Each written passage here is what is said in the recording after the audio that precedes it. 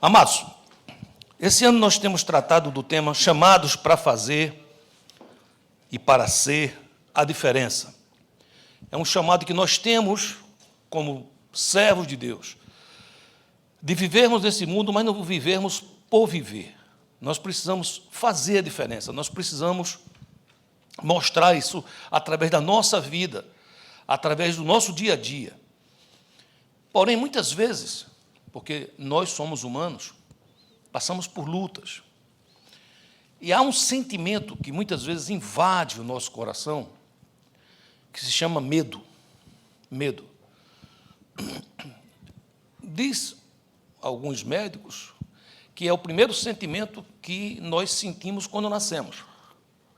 Quando se sai do ventre, do útero materno, a criança, quando entra em choque naquela sala, muitas vezes muito fria e tudo mais, ele disse que a criança sente medo. Eu não tenho certeza, porque eu nunca entrevistei nenhum recém-nascido, né? Mas os cientistas sabem de cada coisa, que é uma coisa impressionante, né? Então, a gente acredita, né? Mas, de fato, é um sentimento muito antigo. A primeira vez na história que a Bíblia relata esse sentimento na humanidade foi quando o homem pecou. O homem pecou, e ao ter pecado, a Bíblia diz que quando eles escutaram a voz de Deus, eles se esconderam. E Deus pergunta: por que você estava escondido? E ele diz: eu ouvi a tua voz, eu tive medo. O medo é incompatível com a presença de Deus.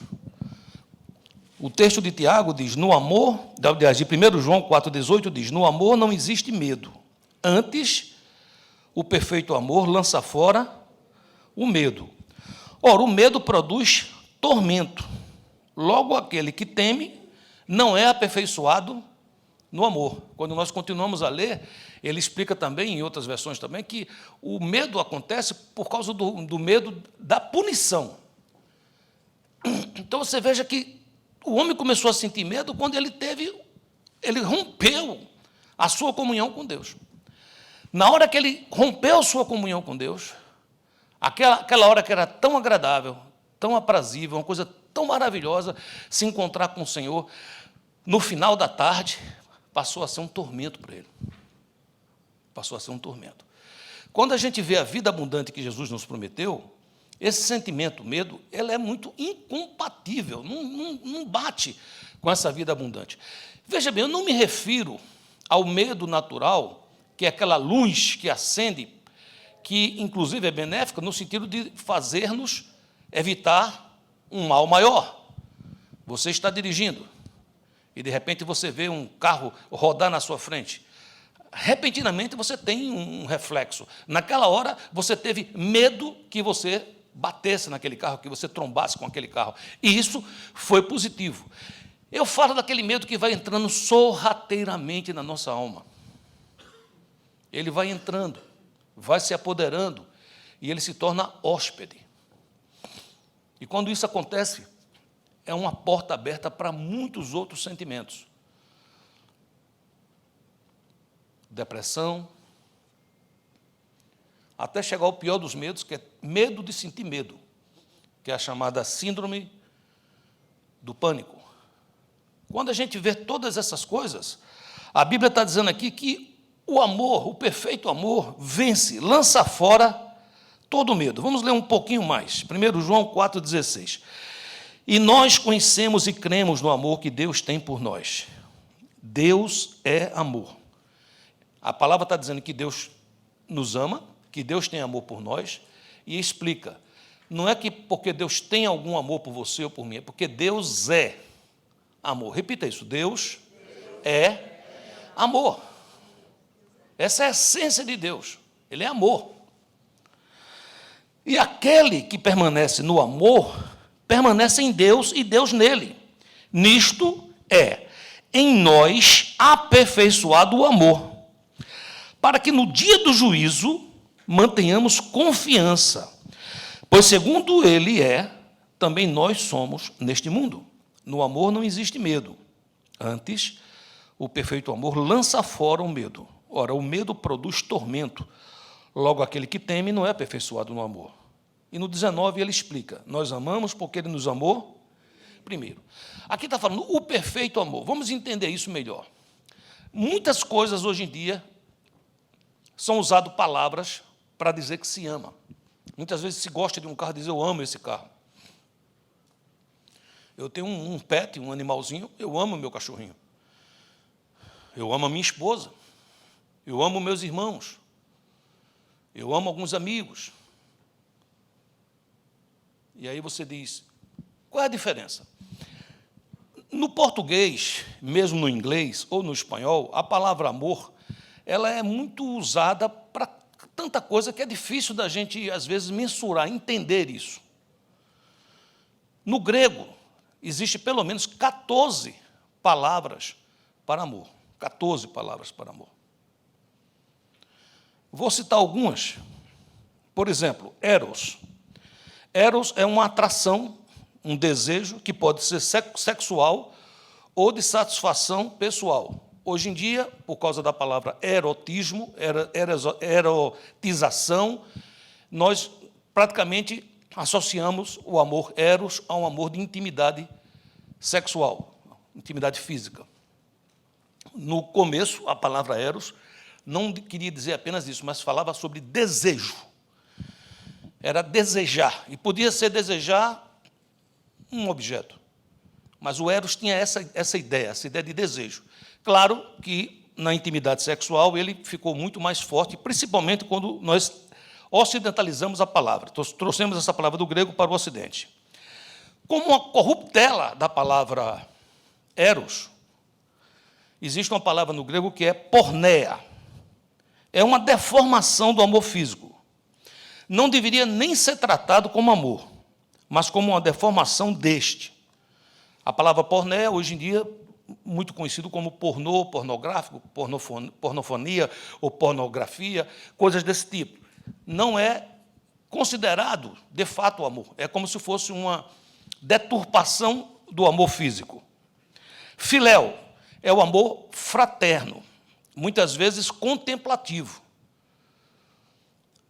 O grande problema do eros é que esse desejo de ter, muitas vezes um homem queria uma mulher, ou uma mulher queria um homem, quando se conseguia, quando acontecia esse ato, diminuía a potência do amor, ou seja, já não era tão interessante. O filéu era o amor contemplativo, era aquele amor que gostava, que amava, mas evitava possuir. Daí, Platão, escrevendo sobre isso, e aí ele resolve dizer que quer amar sua amada, mas não quer tocá-la, porque ele teme que, se tocá-la, se vier a ter com ela um relacionamento, esse amor venha a diminuir. Todos esses tipos de amor, inclusive um que se chama estorge, que é o amor familiar, é o amor que um pai sente por um filho por um pai. Família, estorge. Todos esses tipos de amor estão fortemente envolvidos com o desejo de ter, de possuir, de ser atendido. Nós vimos no carro agora falando sobre nossas netinhas, as 3 mais novas, que foram as que tiveram menos tempo com a gente, né, amor? Nós dividimos com Nelta e Kátia ser avô de 2 delas. Né? Meu filho, Israel, é casado com Rebeca, a filha de Nelta e Kátia. Nós tivemos em junho, e a Kátia teve agora, recentemente lá. E as avós conversavam entre si sobre as netinhas. Né? Então, assim que a Kátia estava vindo, as meninas pediram, assim, quando você chegar, peça para a vovó Nanana vir de novo aqui. Né? Ou seja, elas estão planejando que uma avó vá e a outra avó venha para não ficar faltando vó. Né? E a gente tem um amor muito grande por elas. O nome desse amor é estorge. É um amor familiar. Você ama, você quer estar perto, você gostaria que ela estivesse aqui. Nenhum desses tipos de amor é o que a Bíblia chama de perfeito amor. Esses tipos de amores têm imperfeições, porque eles são almáticos, eles vêm da nossa alma. Você lembra que a Bíblia diz que o nosso coração é enganoso. Então, o que a Bíblia está falando sobre perfeito amor? A palavra aqui é ágape. Perfeito amor, amor de Deus. Só Deus é ágape. Repita isso. Só Deus é ágape. Veja a diferença do ágape. Quando Jesus explica-nos sobre a sua vinda, olha o que ele diz. João 3,16. Porque Deus, ágape, porque Deus amou ao mundo de tal maneira que deu o seu Filho unigênito para que todo aquele que nele crê não pereça, mas tenha vida eterna. Veja a diferença. Todo tipo de amor, eu estou dizendo, eu quero, me dê, tenho saudades, quero você do meu lado. O ágape, ele faz o contrário. Eu amo. Mas quando eu amo com amor, o ágape, ele cura todos os tipos de amor. Se passa a ter intimidade com a sua esposa, quando o ágape está presente, o eros, ele é santificado. E se muda a ideia. Em vez de eu buscar satisfação, eu desejo dar satisfação. E dessa forma, quando esse perfeito amor entra, não em porné, porque eu já expliquei aqui que porné é uma deturpação da palavra, mas quando ele entra em eros, quando ele entra no amor filéu, quando ele entra no amor estorge, quando ele entra em cada tipo desse amor, ele pondera. Eu amo meus filhos, mas eu sei que é melhor para eles estarem longe daqui da Flórida hoje. Deus tem um plano para eles. O meu amor estorge não entende isso, mas o amor ágape cura o estorge. E ele é capaz de dizer, porque eu amo, eu quero que assim aconteça. Me faça entender, você está aqui comigo até agora? Sim, amados. E por que esse perfeito amor joga fora todo o medo? Porque Deus, queridos, Deus te ama. Deus é amor. Deus não está planejando castigar você. Porém, eu, com as minhas atitudes, com os meus pecados, com as coisas que eu invento, eu muitas vezes anulo a força e o poder do ágape na minha vida. E quando eu anulo esse poder, é natural que eu sinta medo. O que é que de fato anula a ação do ágape? Vamos entender isso de maneira mais prática. 1 João 2,15 diz assim, não amem o mundo, nem o que nele há. Se alguém ama o mundo, o que é que acontece? O amor do Pai não está nele. Pois tudo que há no mundo, a cobiça da carne, a cobiça dos olhos e a ostentação dos bens, não provém do Pai, mas do mundo. O mundo e a sua cobiça passam, mas aquele que faz a vontade de Deus permanece para sempre. Nós estamos nesse mundo, devemos orar por esse mundo, oremos pelas autoridades, oremos pela cidade onde o Senhor tem nos trazido, isso é bíblico, a Bíblia diz, ore, mas não devemos amar, porque tudo isso passa. Você pode ter um carro? Pode ter um carro, mas não ame não, querido. Seja grato porque você tem um carro. Cuide bem do carro, porque você é um filho de Deus e você não é uma pessoa que vai ser perdulário, estragar as coisas que Deus lhe dá. Mas não ame. Carro passa. Tudo passa. Aqui está dizendo tudo, inclusive a cobiça passa. Quantas vezes eu vejo pessoas impacientes para trocar um carro, troca o carro. Poucos meses depois, aquela potência do querer o carro, o que foi que houve? Diminuiu. E você diz, por que diminuiu? Porque é eros, é o amor de eu quero possuir. Ao possuir, perde a potência. Agora, como é que eu posso amar um carro com amor ágape? Quando eu tenho o ágape dentro de mim, eu não amo o carro, queridos. Eu amo a Deus que me deu. Eu amo a Deus que me deu forças, me deu condições, me deu estrutura para que eu pudesse ter. Isso me produz gratidão. É uma cura. Quando nós estamos aqui apegados a esse mundo, O apóstolo Paulo dizia, se eu esperasse em Deus somente nesta vida, eu seria o mais miserável de todos os homens. Quando nós começamos a amar o mundo, é muito fácil a gente começar a escolher coisas às pessoas. Então, o segundo passo, a gente começa a odiar o irmão. Está aqui na palavra, 1 Coríntios 4:20.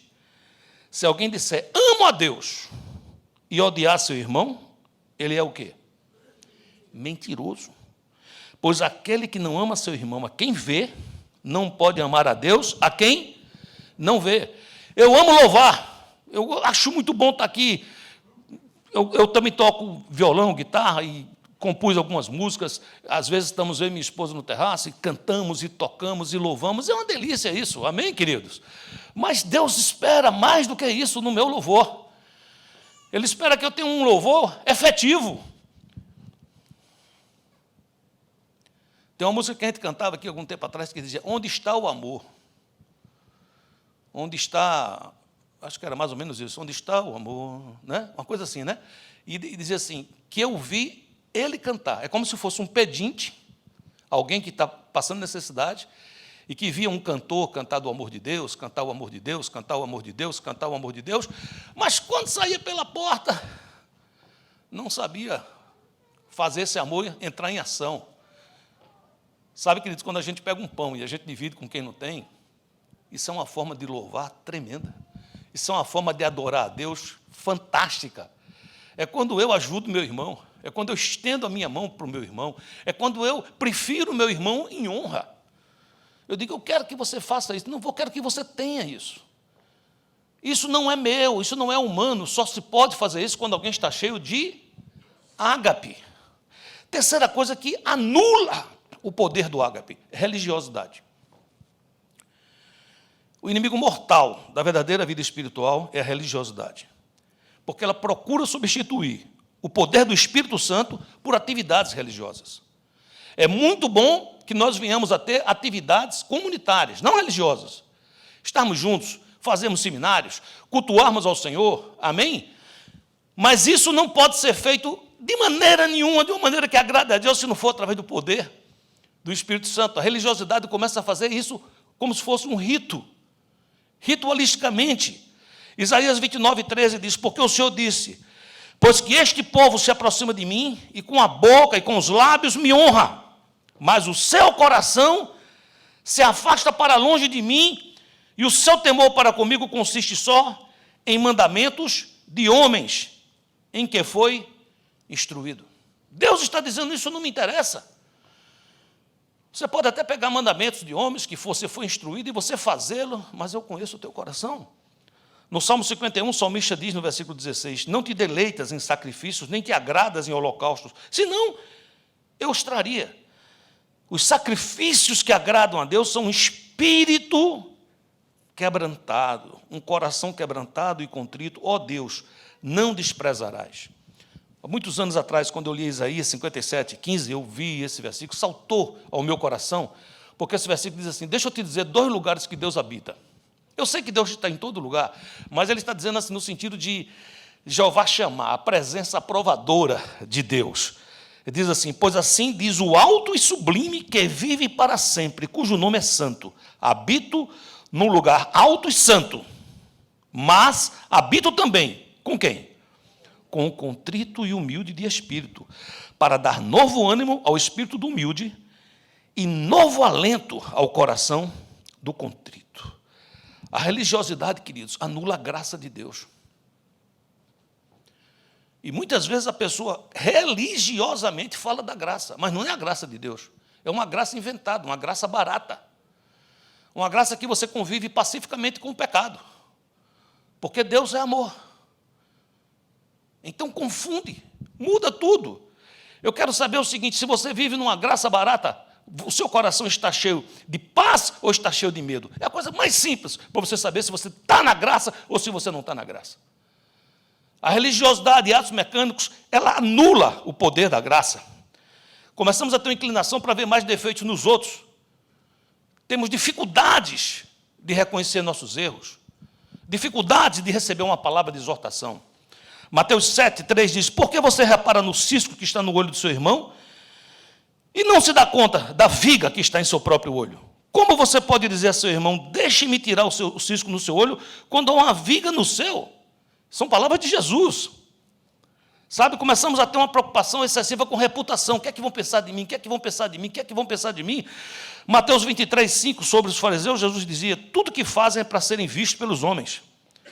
Eles fazem seus filactérios bem largos e as franjas de suas vestes bem longas, gostam do lugar de honra nos banquetes e dos assentos mais importantes nas sinagogas, de serem saudados nas praças e de serem chamados rabis ou mestre. Tudo isso leva a uma vida mecânica, inclusive orações mecânicas. Como diz Salmo 26:8, eu amo o Senhor, o lugar da tua habitação, onde a tua glória habita. Salmo 84:10, melhor é um dia nos teus átrios do que 1000 no outro lugar. Prefiro ficar à porta da casa do meu Deus a habitar nas tendas dos ímpios. Somente está dizendo assim: eu tenho prazer de louvar o Senhor. Quando é um peso orar, quando eu faço uma oração mecânica, eu digo: não, todo dia eu vou orar. Eu faço uma lista de oração, todo dia eu oro. Terminei de orar, estou aliviado. Isso não funciona, queridos. Quando a gente tem um amigo, a gente gosta de falar com um amigo, gosta de se encontrar com um amigo para tomar um café. Ou então, quando você gosta de jogar xadrez, gosta de sentar com um amigo para jogar xadrez com um amigo, conversar, bater papo. Se eu não tenho esse relacionamento com Deus, se eu não gosto de estar na presença dele, a intimidade com Deus faz com que você ore deitado na cama, de joelho, em pé, de madrugada acordou, você ora, toda hora você fala com ele, porque ele quer ser teu amigo, ele quer conversar com você. Você está andando na rua lá, levando o teu cachorrinho, vai orando, vai falando: papai ama você. Senão nós vamos simplesmente levar tudo isso para coisas mecânicas, e isso anula o poder do amor de Deus. Sabe, queridos, começamos a fazer coisas espirituais sem discernirmos. Não temos discernimento. Quando menos esperamos, estão querendo colocar uma caixa, Deus dentro de uma caixa. Uma vez estava num lugar e eu escutei lá, aula para ensinar a falar em línguas estranhas. O que é isso, meu querido? Onde é que nós vamos chegar, meus amados? Tudo isso começa devagar, a gente não percebe. A gente não percebe. Vai entrando. Começamos a servir por medo do castigo de Deus. Quando Deus quer que nós o sirvamos, porque o amamos, porque é bom estar com Ele. Como é que a gente faz para conhecer o amor de Deus? João 10:7 diz: Jesus, pois, lhe afirmou de novo: em verdade vos digo, eu sou a porta das ovelhas. Como é que eu conheço o amor de Deus, pastor? Só tem uma porta. Como é o nome dessa porta? É Jesus. Diga o nome dele. Jesus é o centro. Jesus é o caminho, a verdade, a vida. Ninguém vai ao Pai a não ser por Ele. Jesus é dele, por Ele e para Ele, são todas as coisas. Como é que eu vou ter uma vida com o Senhor se eu não tenho uma vida com o Filho? Você diz: como é que eu faço isso, pastor? Essa pergunta foi feita por uma multidão no dia do Pentecostes, e Pedro responde assim em Atos 2:38, arrependei-vos, sede batizados e recebam o dom do Espírito Santo. O que Pedro estava dizendo naquele dia era assim: arrependei-vos era, mudem a sua mentalidade, metanoia. Quando ele falou seja batizado, ele estava dizendo assim: você precisa morrer para você poder nascer de novo. O batismo representa isso quando entramos nas águas, é uma morte. E quando nós saímos, é uma ressurreição. A Bíblia diz: se já morrestes, em Cristo também ressuscitastes com Ele. Amém, queridos? E recebemos o dom do Espírito Santo, que é passar a ser morada do Espírito Santo. Não existe como eu receber o amor de Deus se não for através do Filho. Ele é o caminho. Amém, queridos? Vamos pregar tudo isso de forma prática. Amém? Como 1 João 4,8 diz: quem não ama não conhece a Deus, porque Deus é amor. Eu amo a Deus, agora eu tenho raiva de fulano, raiva de ciclano, é uma coisa errada. Quem não ama, não conhece a Deus. É simples assim. Como é que eu posso entender e receber o perfeito amor? Primeira coisa que eu preciso entender, eu não tenho esse amor. O amor ágape não é meu. Eu não tenho ele em mim. Eu não nasci com ele. Eu nasci com um monte de tipo de amor, mas todos egoístas. Todos que eu quero ser satisfeito. Então, como é que eu faço para ter esse amor? Preste atenção, nós somos espelhos. Nós somos espelhos. Nós costumamos refletir aquilo que nós nos expomos. Como, por exemplo, o Salmo 115 diz que algumas pessoas adoram imagens de escultura, que têm olhos, mas não veem, têm mãos, mas não conseguem apalpar, têm pés, mas não andam, têm ouvidos, mas não ouvem. E olha o que ele diz: torne-se iguais a eles os que o adoram. O princípio de adoração faz com que eu me torne parecido com o ser que eu adoro. Olha o que a Bíblia diz aqui em 1 João 4,19. Nós amamos porque ele nos amou primeiro. O amor não é meu. Eu me exponho ao amor de Deus. Ele me enche com esse amor. E, consequentemente, eu começo a refletir esse amor. Mais de Deus, amo mais. Menos de Deus, amo menos. Nada de Deus, não amo nada com amor ágape. 1 João 4,10 diz, nisto consiste o amor. Não em que nós tenhamos amado a Deus, mas em que Ele nos amou e enviou seu Filho como propiciação pelos nossos pecados. Versículo 16 diz, assim conhecemos o amor que Deus tem por nós e confiamos nesse amor. Deus é amor. Todo aquele que permanece no amor permanece em Deus e Deus nele. Se eu permaneço em Deus, Deus permanece em mim. Se eu permaneço no amor, o amor permanece em mim. Amém, queridos? Como é que eu faço, pastor, para poder corrigir todo tipo de amor, para poder amar com amor ágape? Primeira coisa, mais de Deus, permanecer em Deus, se expor a Deus. Nós somos reflexo. Quando eu estou cheio de Deus, cheio, é impossível. Passei agora 15 minutos orando, 10 minutos orando, 1 hora orando, na presença de Deus, me levanto e a minha esposa fala algo e eu sou grosseiro com ela. Você pode ter estado em qualquer lugar, meu querido, mas não na presença de Deus. Quando a gente está na presença de Deus, Ele nos cura. Ele me cura de mim mesmo. O maior perigo que eu enfrento diariamente se chama Joaquim Costa Júnior. E esse amor me anula para que ele apareça. Amém, amados? Segunda coisa importantíssima, quando eu começo a ser cheio desse amor, eu começo a ter vontade de ajudar, eu começo a ter vontade de dar, eu começo a ter vontade de renunciar, eu começo a entender o que significa cruz. Quando eu era pastor lá no Brasil, tinha umas irmãzinhas assim, de mais idade, na época eu era muito novo, e aí, como é que está? Estou bem, pastor, só meu marido que não vem, não sei até quando eu vou levar aquela cruz. Pô, marido ruim não é cruz não, viu? Nem mulher ruim é cruz. A cruz é uma outra coisa. Lucas 14, 27 diz, e qualquer que não tomar a sua cruz e vier após mim, o que é que acontece? Não pode ser meu discípulo. Que cruz é essa que o Senhor estava dizendo? A cruz que diz é quando eu anulo o meu eu anulo o meu ego, eu digo não para mim mesmo. É quando o meu coração enganoso me propõe fazer algo que vai me afastar de Deus. E eu pego a minha cruz. Eu pego a minha cruz. Eu pego a minha cruz. Eu me crucifico. E eu digo, não.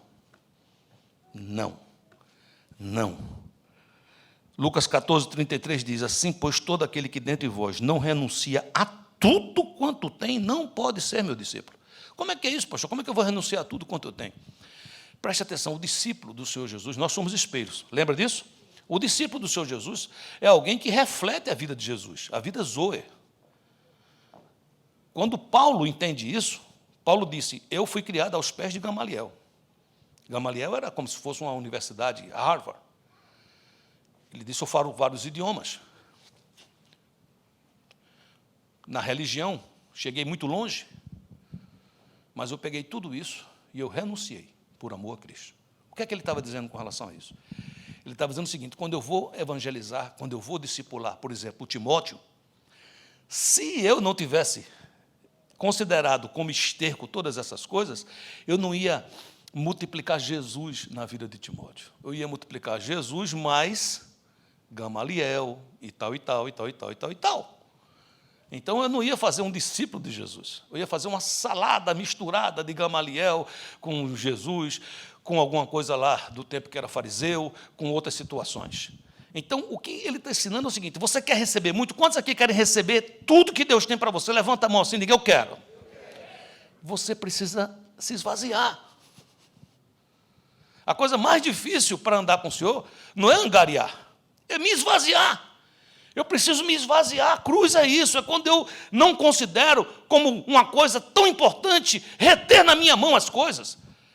Queridos, quando a gente começa a reter, daqui a pouco nós nos separamos de amigos, nos separamos de irmãos, nos separamos da família, porque nós viramos aquele mar morto, que só recebe, e fica tão rico em sal que não tem vida. Uma relação na base do amor é o que Deus quer. Deus, você tem me dado tudo, e eu também quero te dar tudo. Deus, você tem me amado, e eu também quero te amar. Amém, queridos? Quando, certa vez, eu estava pregando em São Paulo, terminei de pregar, um jovem chegou, estava assim na porta, ele chegou e disse assim: pastor, esse Jesus que o senhor prega pede muito, viu? Eu disse: não, você se enganou, Jesus não pede muito, não. Jesus pede tudo. Viver com o Senhor é 100% para lá, 100% para cá. Jesus não se deu muito por você. Jesus se deu tudo. E se eu quero ter uma vida com Ele, eu preciso entender que esse jogo, se assim eu posso dizer com todo respeito, é 100%. Eu não posso estar 99% de Jesus. Ele diz: ou ama um ou ama o outro. Ninguém pode amar a dois senhores. Não existe alguém que é meio discípulo, ou é ou não é. E não entenda aqui religiosidade. Não entenda aqui conjunto de regras. Não faça, não toque, não coma, não beba. Não é isso que eu estou falando, não. Porque a Bíblia mesmo condena isso. Estou falando de caráter, de vida com Deus. Vida que se anula a si mesmo para que Ele entre, para que Ele brilhe. Quando isso acontece, queridos, eu com menos espero, eu percebo que eu estou amando Deus sobre todas as coisas. Marcos 12:30 diz: amarás, pois, ao Senhor teu Deus de todo o teu coração, de toda a tua alma, de todo o teu entendimento e de todas as tuas forças. Ele não está dizendo ame Deus, ame muito a Deus. Ele está falando assim: ame todo, completo, com toda a tua força, todo o teu entendimento, toda a tua alma, todo o teu coração, com tudo que você possa. Ame dessa forma. Quando eu começo a andar com Deus assim, eu me curo e eu começo a me amar, de verdade. Como diz Marcos 8:35, quem quiser, pois salvar a sua vida, perdê-la-á. E quem perder a vida por causa de mim, do Evangelho, salva-la-á. Que coisa é essa? Que estranho. Se eu perder, eu ganho. Pois é, porque quando eu amo a Deus sobre todas as coisas, eu começo a entender que a maior vitória que eu posso ter é ser servo do Senhor. Quando a Bíblia chega e nos diz claramente, ela diz assim a você e a mim, que quando eu sou livre por Cristo, a Bíblia diz: se o Filho vos libertar, verdadeiramente sereis livres. Você sabe como é que um escravo era liberto? Ele só era liberto, queridos, quando ele era comprado por um senhor bom, que lhe dava carta de alforria.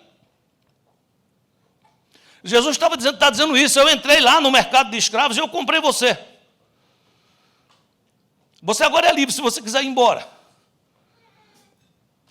Olha a palavra qual é. Quando eu sou liberto de verdade, é quando eu, porque desejo, quero ser servo do Senhor. Não existe nenhum lugar mais livre do que ser prisioneiro de Cristo. Porque quando eu sou prisioneiro de Cristo, eu sou prisioneiro da esperança. Eu sou prisioneiro de um coração cheio de amor. Não tem prisão nenhuma nisso, tem proteção. Tem vida e vida em abundância. Me amar verdadeiramente é o mesmo que anular meu ego para que Jesus reine em mim. Ninguém me tratará tão bem e com tanto amor como Ele. Você acha que alguém vai tratar você tão bem como Jesus? Você acha que tem alguém no mundo que vai tratar você com tanto amor como Jesus? Então, quando eu digo não para mim, eu me entrego a Ele, eu estou fazendo uma escolha sábia. Eu estou dizendo assim, eu estou nas mãos de quem deu por mim a sua própria vida. Como diz a Bíblia, se Ele nos deu Jesus, por que motivo não nos dará também com Ele todas as outras coisas?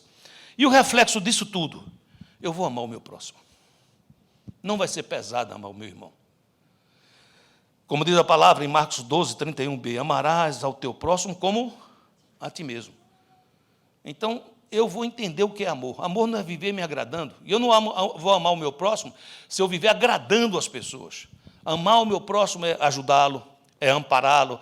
Às vezes, chamá-lo à parte com carinho e dizer, não faça isso, você está errado. Se você fizer, você vai cair num precipício. Isso é amor.